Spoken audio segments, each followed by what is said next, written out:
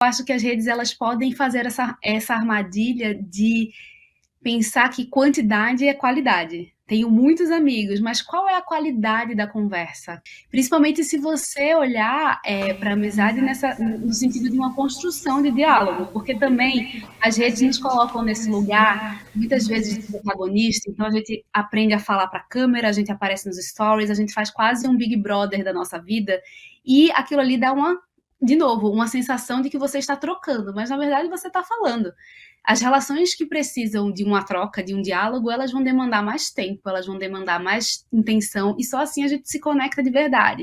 Eu acho que tem uma coisa que, assim, quando a gente está acostumado a ficar só no virtual e acumular essas amizades que às vezes não tiveram esse lugar de aprofundamento, porque é no offline também que o bicho pega, né? Quando você tá passando por um perrengue que você vai ver quem é que tá do teu lado e tudo mais. Principalmente porque nem sempre você vai abrir aquilo ali para os seus seguidores, por exemplo. Então eu acho que quando a gente está acostumado com esses contatos no virtual, a gente pode sim ficar intolerante, porque a gente tende a se colocar em bolhas, né? Existe essa denominação de um estudioso que chama Eli Pariser, que ele fala que dos filtros de bolha, ele fala como na internet a gente pode passar a andar com as pessoas que pensam o mesmo que a gente, a ver as mesmas notícias que, assim, reforçam nossa visão de mundo. Então, é quase como se a gente ficasse um pouco intolerante para o que for diferente. Sendo que isso não ajuda em nada, né? Porque não existe só o meu jeito de pensar, a minha opinião, o meu ponto de vista. A gente cresce no diálogo, a gente cresce quando a gente ouve o outro e a gente consegue entender o outro ponto de vista também. Então, eu acho que por essa facilidade do virtual, aí você fala assim, falou uma besteira, vou cancelar essa pessoa, vou Que silenciar, ela vou falou, bloquear, vou exato, parar de seguir, né?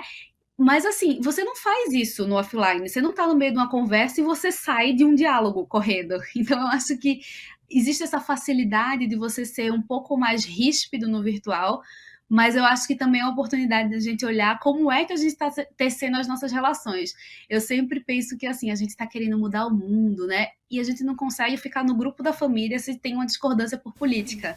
Como é que a gente está usando o conflito como um convite para o diálogo, né? Como é que a gente está evoluindo a partir daquele conflito? Porque assim, a gente vai entrar em conflito, com um amigo, inclusive. Então, a gente precisa aprender a conversar mais.